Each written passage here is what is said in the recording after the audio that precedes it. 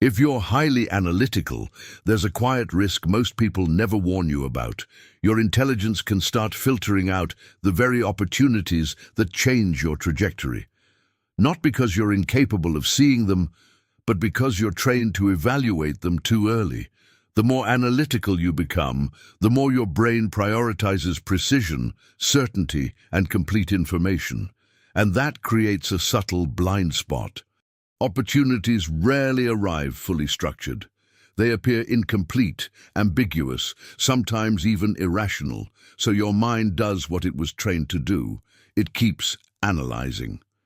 Meanwhile, someone with less information, less analysis, and less hesitation simply moves first. 5 years later, the difference isn't intelligence. It's leverage, it's income trajectory, it's optionality. This isn't about overthinking in the casual sense. It's a cognitive loop where analysis delays recognition itself. The signal gets buried under evaluation, and the cost is invisible because nothing looks like a mistake. In this video, we'll break down 3 patterns that cause intelligent people to miss obvious opportunities, and 1 adjustment that restores your ability to see them early. Most highly analytical people build their careers around reliability. They wake up with a clear list of tasks, messages are answered, problems are solved, documents are reviewed carefully, decisions are made with caution. Nothing feels rushed. In many ways, it looks exactly like what responsible work is supposed to look like. You open your laptop in the morning and start clearing small items first. A few emails, a request from a colleague, a document that needs minor edits, a spreadsheet that requires 1 more layer of verification before it's finalized. None of these tasks are dramatic, but they are clean, contained, solvable, and solving them creates a sense of control. Throughout the day, small questions arrive. Someone proposes an idea in a message thread. A colleague mentions a potential partnership. A new tool appears that promises to simplify part of your workflow. Your mind immediately does what it was trained to do. It evaluates. Is the timing right? Is the information complete? What are the possible downsides? What assumptions are missing? You don't reject the idea. You simply move it to a mental holding area. Needs more clarity. Then you return to the tasks already in motion. Another message, another document, another small decision that can be completed with the information already available. The day progresses smoothly. Nothing breaks. Nothing feels chaotic. You remain productive, thoughtful, careful. This pattern often continues for years. Competent people become known for being dependable thinkers. They don't rush into uncertain situations. They prefer to understand the landscape before moving. Managers trust them with complex analysis. Teams rely on them for structured thinking. And most of the time, this approach works extremely well. But quietly, something else begins to form inside this routine. Not a mistake, not a failure. Just a small shift in what the mind does first when something new appears. Instead of noticing opportunity, the mind begins by evaluating it. At first, the difference is almost impossible to see. At some point, analysis stops being something you do after recognizing an opportunity. It becomes the first thing your mind does when something new appears. A colleague mentions a startup idea over lunch. Before the conversation even finishes, your mind is already mapping variables, market size, competition, timing, capital requirements, execution risk. Nothing about this process feels negative. In fact, it feels responsible. Careful thinking prevents costly mistakes. So instead of reacting quickly, you store the idea mentally. Interesting, but still early. Later that week, someone shares a new platform that's gaining traction. You open it, explore a few features. Within minutes, your mind begins running comparisons. Is the model sustainable? What happens when competitors enter? Is the growth organic or artificially inflated? Again, nothing is dismissed outright, But nothing moves forward either. The opportunity stays in a suspended state, waiting for better information, waiting for stronger signals, waiting for a moment when the picture becomes clearer. Meanwhile, your daily work continues exactly as before. Projects get completed, reports are delivered, meetings stay productive. From the outside, everything looks stable. But inside your decision process, a small behavioral pattern is becoming consistent. New possibilities are not ignored. They are evaluated immediately, and evaluation quietly slows recognition. Because opportunities rarely arrive as complete systems, they appear as fragments, an idea that looks slightly unfinished, a trend that isn't fully validated, a project that still has unanswered questions. To an analytical mind, that ambiguity feels like a reason to wait, not forever, just until things make more sense. When you hear about a new opportunity, do you first imagine how it could work, or do you first search for the reasons it might fail? Textopat this stage. Nothing seems wrong. Waiting feels intelligent. Careful thinking feels like discipline. But a subtle consequence is beginning to appear. Some people move while the information is still incomplete. A draw. The moment rarely looks dramatic. It usually appears in the middle of a normal week. Someone you know mentions a new project they're exploring. Maybe it's a small startup idea. Maybe it's a niche online platform beginning to grow. Maybe it's a side venture that still looks rough around the edges. They're not presenting a polished business plan. They're simply exploring. And as they describe it, your mind automatically begins assembling the picture. You notice the missing pieces immediately. The market isn't fully validated yet. The revenue model is still unclear. The long-term sustainability hasn't been proven. Your analysis isn't wrong. In fact, it's accurate. So you respond the way thoughtful people usually do. That's interesting. I'd like to see how it develops. You ask a few smart questions. You point out a couple of potential challenges. The conversation stays friendly, analytical, productive. Then the moment passes. You return to your normal routine, emails, projects, structured problems that already have clear parameters. A few months later, you hear about that same project again. It hasn't become huge. It's still early. But something small has changed. They've gained traction. A few users turned into a few thousand. A side experiment turned into a modest revenue stream. Not life-changing yet, but clearly moving. Your mind notices the progress, but the same evaluation process activates again. Now there are new questions. Can this growth sustain itself? Is the timing still good? Has the easy window already passed? So the idea remains in observation mode. You're not rejecting it. You're simply continuing to analyze. And from your perspective, this still feels like the intelligent approach, because rushing into uncertain opportunities can be expensive. Careful thinking protects you from unnecessary risk.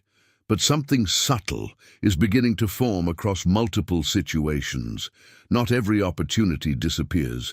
Some simply move forward without you.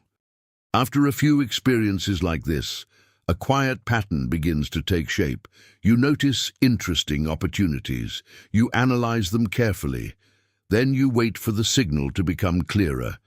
At first, this approach feels completely reasonable. Ambiguous opportunities are everywhere. New tools appear every week. New business models rise and disappear constantly. Many early ideas fail before they become anything meaningful. Waiting protects you from noise. So when something new appears, a market shift, a new platform, a potential collaboration, your mind moves naturally into observation mode. You gather more information. You watch how other people react. You look for data points that confirm whether the opportunity is real or temporary. Weeks pass, sometimes months. Eventually, one of two things happens. The idea fades away, or it begins to grow. And when it grows, The situation looks different now. The early uncertainty is gone. The model is clearer. The opportunity has visible traction. But something else has changed too. The entry point is no longer early. Now there are competitors. The space is more crowded. The people who moved first have already built momentum. From a purely analytical perspective, this actually reinforces your original instinct. Your caution prevented you from entering something unstable. But slowly, across several situations, a pattern begins repeating itself.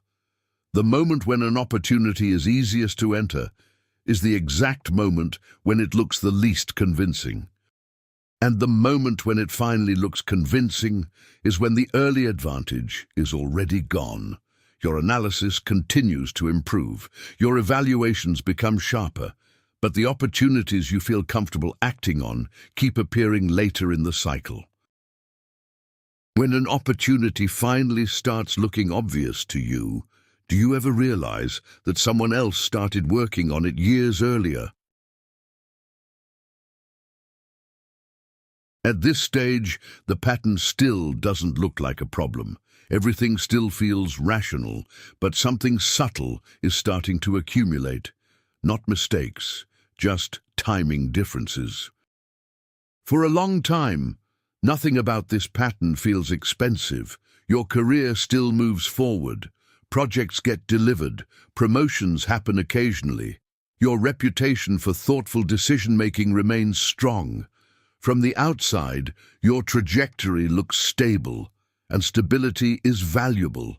But over longer periods of time, 3 years, 5 years, sometimes longer, small differences in timing begin to compound. You notice people around you who moved earlier into things that once looked uncertain. A colleague who experimented with a new platform before it became mainstream. A friend who joined a small company while it was still disorganized. Someone who started building an audience or a product before the category was fully defined. At the beginning, their moves looked premature. The model wasn't clear, the risks were visible, the outcome was uncertain.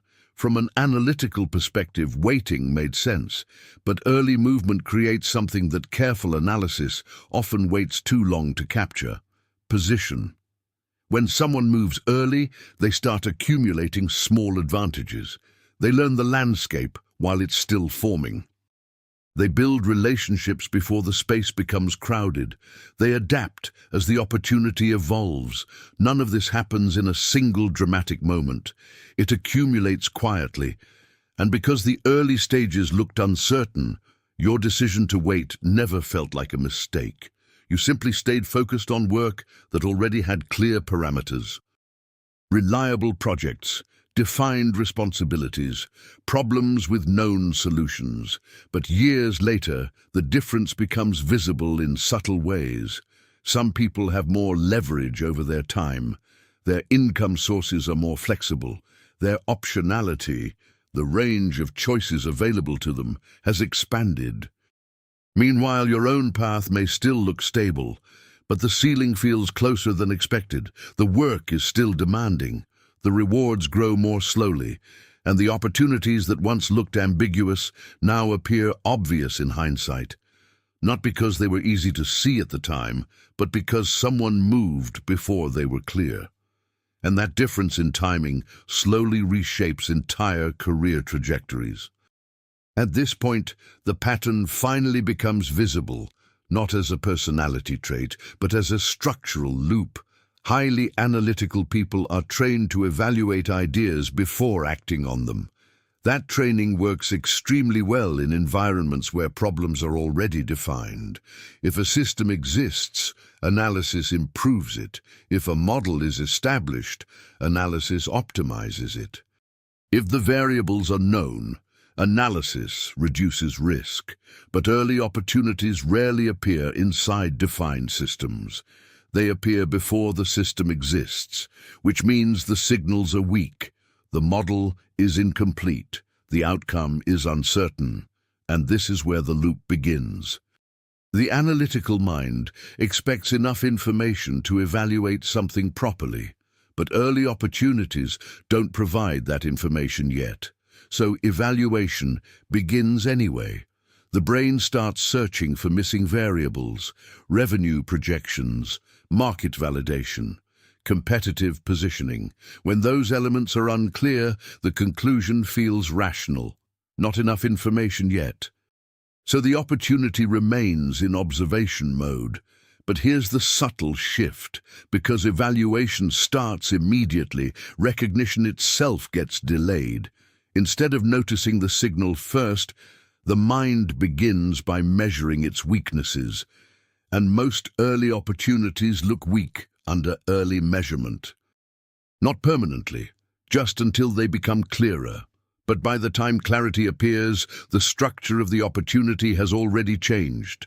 Someone else moved during the ambiguous phase. They learned while the model was still forming. They adapted before the rules became stable. The analytical mind was waiting for the map. The early mover was helping draw it. And once you see this loop clearly, something else becomes obvious. The intelligence itself was never the limitation. The timing of evaluation was. Once you understand the loop, the adjustment is surprisingly small. You don't need to stop being analytical. You don't need to take reckless risks or abandon careful thinking. The change happens earlier than that. It happens in the moment when something new first appears. Instead of evaluating the opportunity immediately, you allow yourself to recognize it first. That sounds simple, but it changes the sequence. Recognition asks a different question. Not, is this fully validated? But what might this become if it works? This brief pause gives the signal a moment to exist before analysis begins filtering it. From there, a different type of action becomes possible, not full commitment. Just proximity. You might test a tool earlier, join a conversation sooner, build a small project while the idea is still rough. Observe the space from inside instead of from a distance. These moves are small, but they place you near the opportunity while it's still forming, which changes the type of information you receive. Instead of evaluating static data, you begin seeing motion. You notice where the momentum is building. You see which problems people are trying to solve. You watch how the opportunity evolves in real time. And slowly, something important returns. Early visibility. Opportunities still arrive incomplete. They still look ambiguous, but now they're no longer filtered out before you see them. Your analysis hasn't disappeared. It's simply moved to a later stage. Recognition first, evaluation second. Because in the long run, the people who benefit most from opportunities are rarely the ones who understood them perfectly at the beginning. They're the ones who were close enough to notice them early while they were still forming.